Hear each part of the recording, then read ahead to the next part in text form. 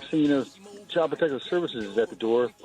And my wife and I, we were in love, and we were best friends. And we were, like, telling the same story. And now where this thing has gone, it's a matter of 2 weeks, she's hiding somewhere in fear. And, you know, I'm just kind of in hotels and whatnot trying to figure out what to do. But I can't believe how they were able to turn that.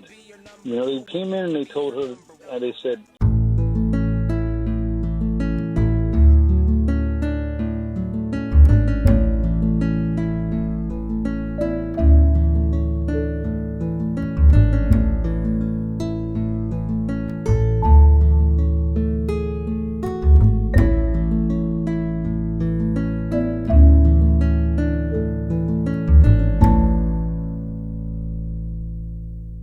Call from Walt from Fresno. Walt. hello, how you doing? Good. Did you have a story to tell or a question to ask? Yes. I just recently became a client of yours, I guess you could say.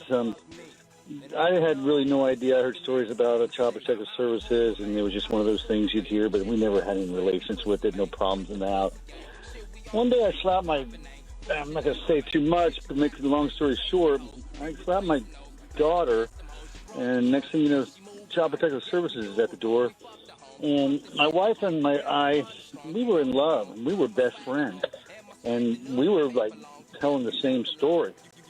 And now where this thing has gone, it's a matter of 2 weeks, she's hiding somewhere in fear.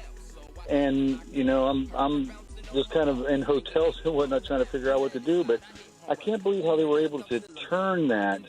You know, they came in and they told her, they said, he's a danger. They made that determination.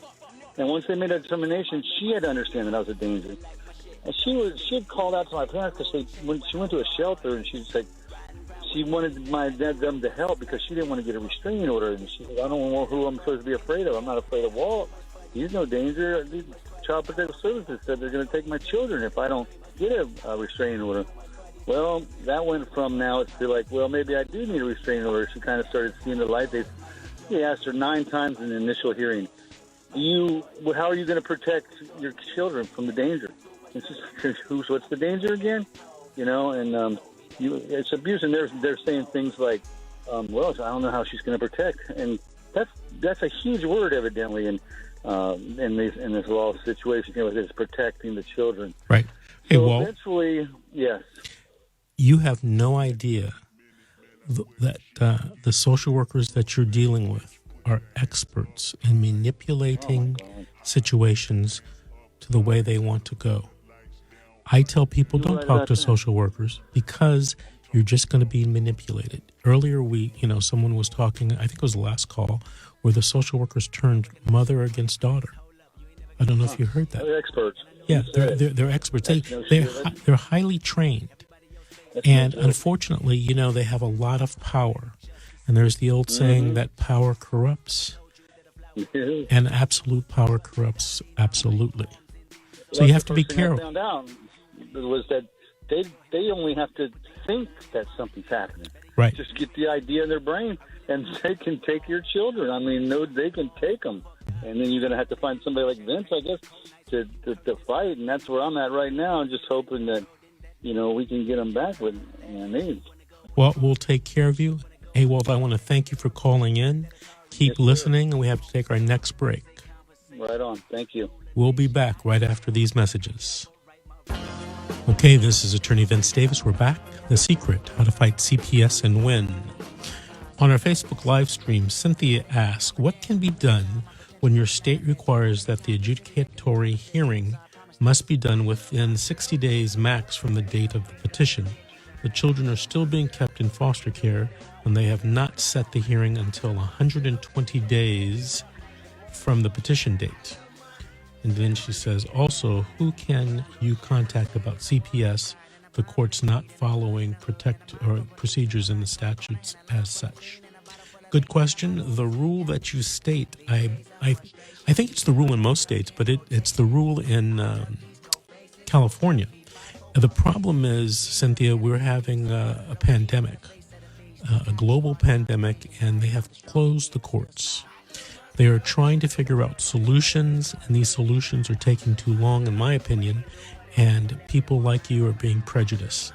I had this conversation with a client about 2 weeks ago, and the only thing that you can do, in my opinion, is you have to sue.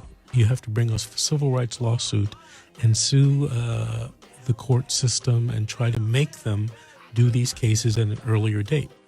I don't know if you're going to have very much success with that, though, because we're in a pandemic.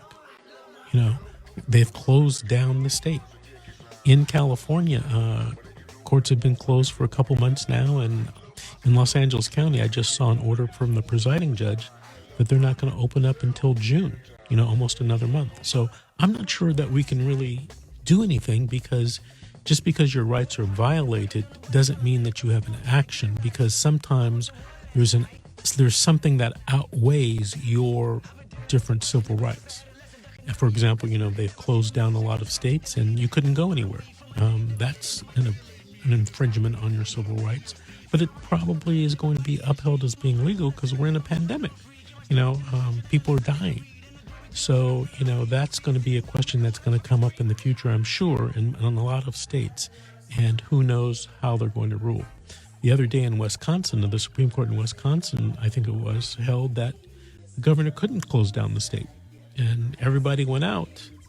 But, we're all waiting for the other foot or shoe to drop. And, that's a spike in COVID cases in Wisconsin and more deaths possible. I hate to see it. I hate to see people's rights infringed, especially when you're talking about your children. But, it's one of those things. And somebody's going to have to decide that, someone with more, experience and knowledge than me. All right, let's take another call.